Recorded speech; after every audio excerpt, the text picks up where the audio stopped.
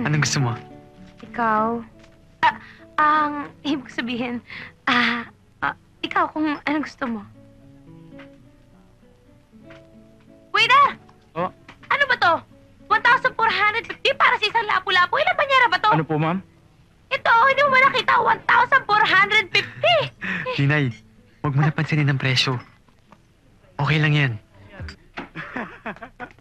Yes! Ria, dapat talaga nakita mo yung mukha ni Silvia nung papalapit namin ni Tinay. Nakita mo sana yung mukha mo nung montig na kayo magbuko ni Tinay. Akala ko nga kanina may sakit ka talaga eh. Natakot nga ako eh. Kinabahan ako. Well, anyway, thank you, my sister. Night! Sige. Ay, oo nga pala, Tinay.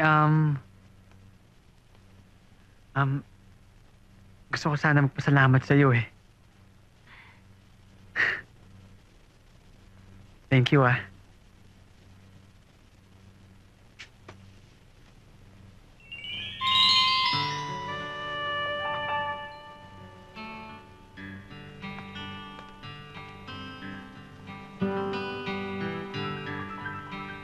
Inay? Rans?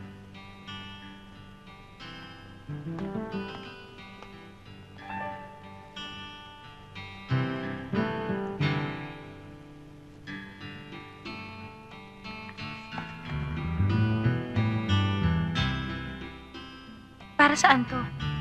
Bonus mo.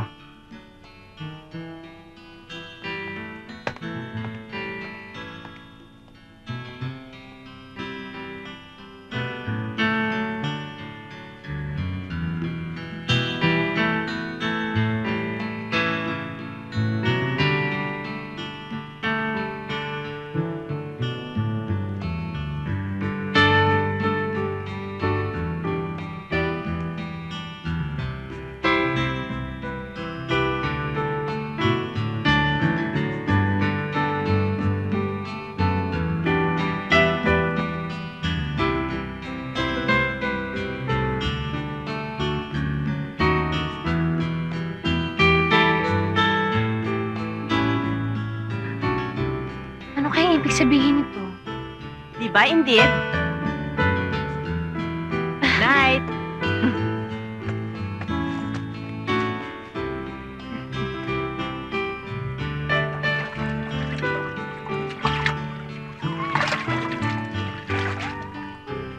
Cute ng baby.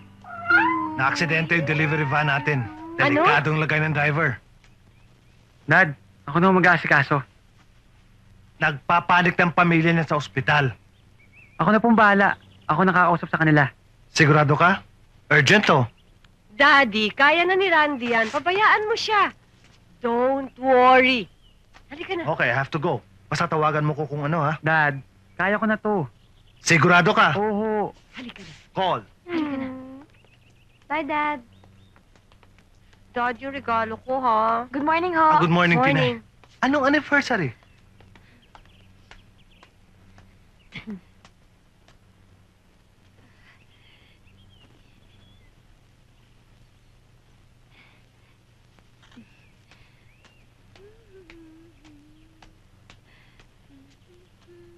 Good morning, ho. Telepono. Uy, good morning. Kain ka? Hello? Sino to? Oh, Jake, pare. Napatawag ka. Si Tina lang ba yung tinawag mo dito? Kailan ba naman ako pumalpak sa babae, pare? Eh di sino pa? Di si Ria. Alam ko yun, pare. Pare, may emergency pa ako, okay? Sige, bye. Well, Alam mo naman si Jake, di ba? Pag nakapalda ang babae, gusto niya na kagad. si Mike. Pare, kung sino yung chick kagabi, napaka-charming. Pakasalan mo na. Kung hindi, pwede ko bang ligawan? Si Kuya. Way! No way! Kuya, tuturuan naman natin siya eh. Ipasok pa natin siya sa finishing school. Basta oo na, okay? Tinay. Baka... Payag ka bang gawin ulit yung ginawa natin palabas kagabi? Ayoko na. Naninigasyon pa ako, ang sakit eh. Eh kung bigyan kita ulit ng bonus, Magkano? pag-usapan natin. O sige, pero palitan niyo yung trabaho ko sa opisina. Ayoko tigitipin ng kape. Eh ano ba alam mong gawin? Wala. Oh, eh paano kita ipopromote niyan? Kaya ko yan. Turuan niyo ako. Sige. Siya ang gagamitin ko para makabawi ako kay Sylvia. Ayan, okay. Subo. Hmm? Oh, ano ba yan? Ang laki naman ng subo mo. Maliit lang ang subo. Hmm. Tapos pag umuya ka, dapat nakasara bibig mo. Ganito. Hmm. Okay. Inom naman tayo. Oh, teka. Artihan mo. Hmm? Ganyan? Ganyan? Ayoko na. Utang na loob. Riyahin ka. hindi ko talaga kaya. Nay, ano Hirap ba hirap ang pinapagawa mo sa ka? akin, no? Ayusin mo nga. Eh, mas komportable nga ako sa Ay. ilong. Nay. Uy, kuya. Merienda muna kayo. Hi! Uy, sarap niyan! Oh, Thanks, kuya.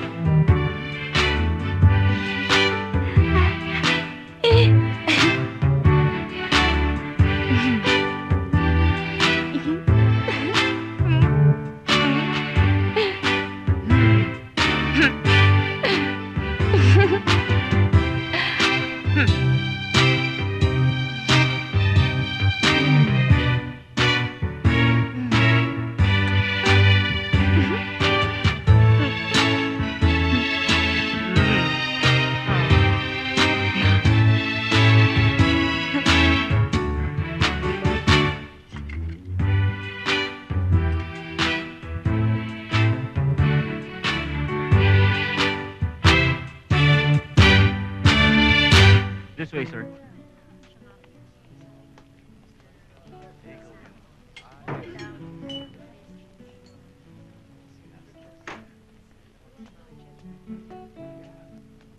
Oh, halika na. Randy, di ako bagay dito eh. Halika na, umuwi na tayo. Hindi, akong bahala sa'yo. Halika na. Randy, pagtitingin na nila ako. Ano ka ba? Hindi sa'yo nakatingin yung mga yan sa akin. Upo ka na.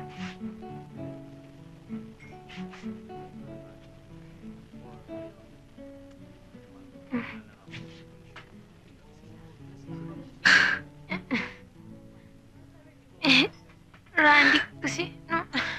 Inay, akong bahala sa'yo, okay? Eh. Ano? Anong gusto mo? Ikaw... ang ibig sabihin...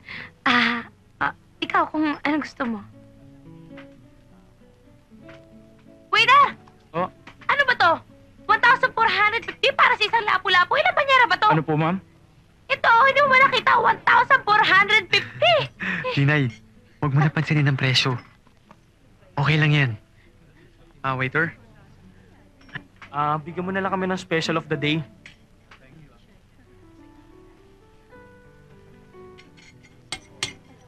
Randy, pwede magtanong? Pero huwag ka magagalit, ha? Ang alin? Bakit mo ginagawa to? Alin nga? Ito. Itong palabas na to. Ha? Bakit kailangan pakita mo sa kanya na kayang-kaya mo siyang palitan? Anong ibig mo sabihin? Ay, nako, Randy. Ito pa paraan mo para makuha mo siya uli?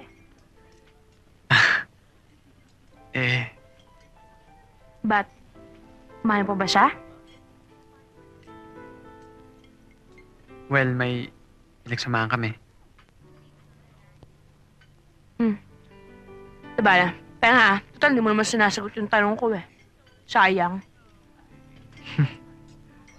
Hindi ka rin makulit, ano? Ay, excuse lang, ah.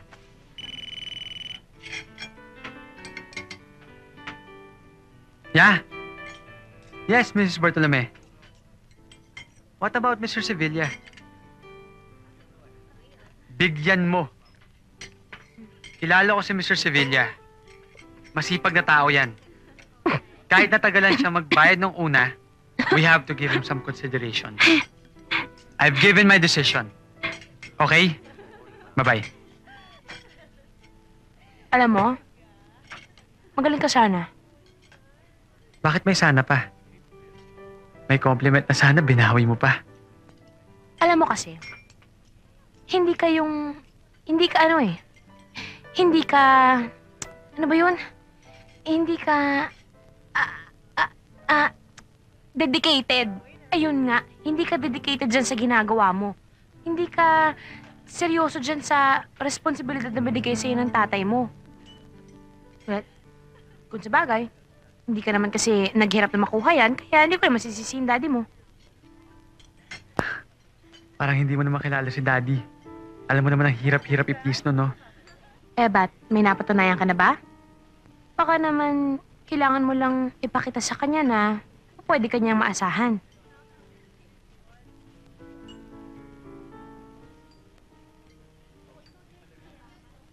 Hindi naman sa nakikialam ako sa... Hindi. Actually, okay lang yan. It's the best advice I've ever had. Oh, totoo yun.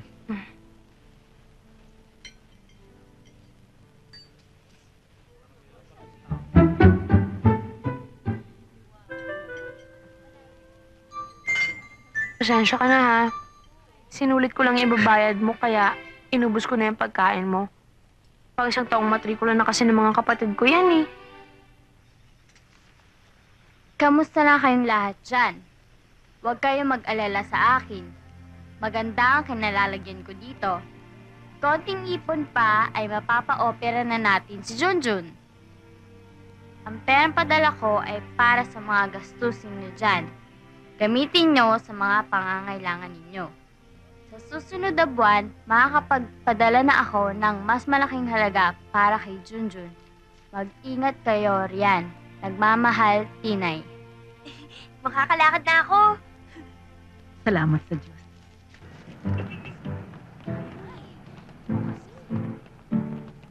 Basta tingnan ninyo kung paano tayo makakatulong sa mga bagong tao. Doon sa mga bagong branches, ha? Baka ma-spoiled mo yung mga tao. Oo nga naman, sir. Hindi. Bayaran sila ng tama. Tratuhin ng tama. Palagay ko naman hindi na sila mag-iisip na magtayo ng union. Pag nagwelga pa sila, pare-pareho na tayong mawawalan. Oh, ask ko Mag-aaralan ko, sir. I'll submit to you my recommendations by Friday. Thank you. Tinay, pakiserve mo ng coffee. Tinay, hindi na. Miss Bartolome, kayo na lang mag-serve nun.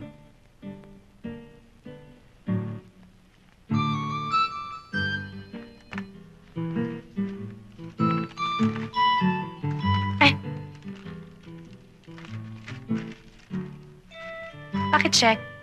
Okay.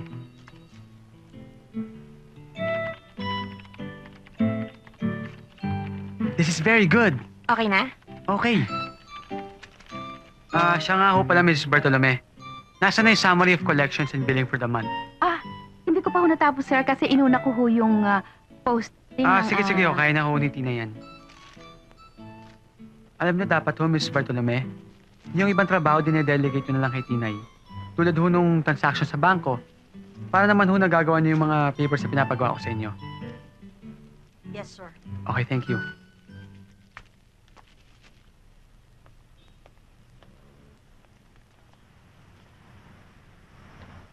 Well, look who's here. Are you checking on Randy na baka maagaw siya ng iba sa'yo? May lakad kami ni Randy. You know what? If I were you, hindi ko na pag-aaksaya ng oras si Randy. Hindi naman oras mo ang nasasayang eh. Oras ko. Well, ikaw ang bahala. Kung gusto mong masayang lang ang panahon mo sa isang lalaking allergic sa commitment. Hindi siya ganun. Hindi mo pa nga siya kilala. Kung sa trabaho nga hindi siya makakommit sa girlfriend pa kaya. Eh, ikaw pa lang hindi nakakakilala sa kanya eh. Mabait na tao si Randy at napaka-responsable niyang boss. Lalong-lalo na sa mga tauhan niya. Too bad, nabola ka pala. Hindi ako ang tipo ng babae na bobolahin ni Randy. Really? At anong tingin mo sa sarili mo? Mas angat ka sa akin? Kung hindi mo alam, ginagamit ka lang ni Randy para pasakitan ako. Para bumalik ako sa kanya. At ang totoo, ako pa rin ang nag-iisang babae sa buhay niya. Ilusyonada.